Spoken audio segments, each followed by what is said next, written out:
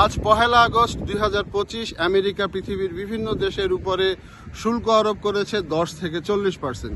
তো এই 10 থেকে 40% শুল্কের মধ্যে কানাডার উপরে বেশ ভালো ধরনের একটি শুল্ক, সেটি হচ্ছে যে কানাডার উপরে তিনি 35% শুল্ক আরোপ করেছে।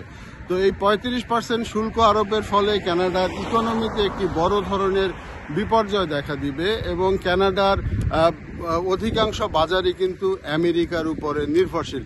বিশেষ করে কানাডার স্টিল, অ্যালুমিনিয়াম, কাঠ এবং গাড়ি নির্মাণ শিল্প এগুলো আমেরিকার উপরে নির্ভরশীল এবং 35% শুল্ক আরোপের ফলে এই সমস্ত পণ্যগুলি আমেরিকায় রফতানি হতে বেশ বাধার সম্মুখীন হবে এবং যেগুলি আমেরিকার ক্রেতাদের বাইরে চলে যাবে, যার ফলে এগুলো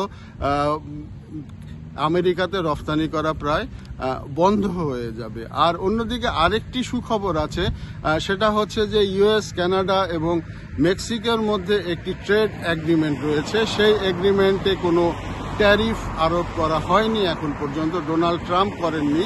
তো যার ফলে অন্যান্য জিনিসগুলির ক্ষেত্রে শুল্ক তেমন একটা অর্থাৎ কোনো নেতিবাচক প্রভাব পড়বে না।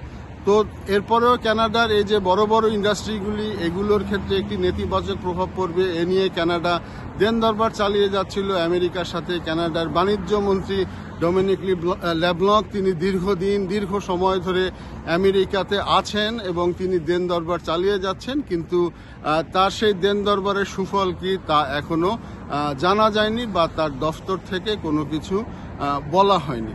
আর অন্যদিকে আজ সকালে কানাডার প্রধানমন্ত্রী মার্ক কার্নি এই বিষয়ে তিনি ক্ষোভ প্রকাশ করেন এবং তিনি খুব হতাশা ব্যক্ত করেছেন এই মার্কিন যুক্তরাষ্ট্রের 35% ট্যারিফের উপরে। তো যেটা হচ্ছে যে কানাডা এখনো আশা ছেড়ে দেয়নি, কানাডা আমেরিকার সাথে এখনো দেন দরবার করবে এবং ডোনাল্ড ট্রাম্প প্রথম টার্মে ক্ষমতায় এসে কানাডার বেশ কিছু পণ্যের উপরে ট্যারিফ দিয়েছিলেন। তো সেই ট্যারিফ পরবর্তী সময়ে তিনি উঠিয়ে নেন এবং কানাডাও আশা করছে যে হয়তো আলাপ আলোচনার মাধ্যমে এখন ট্যারিফ থাকলেও ভবিষ্যতে হয়তো ট্যারিফ থাকবে না।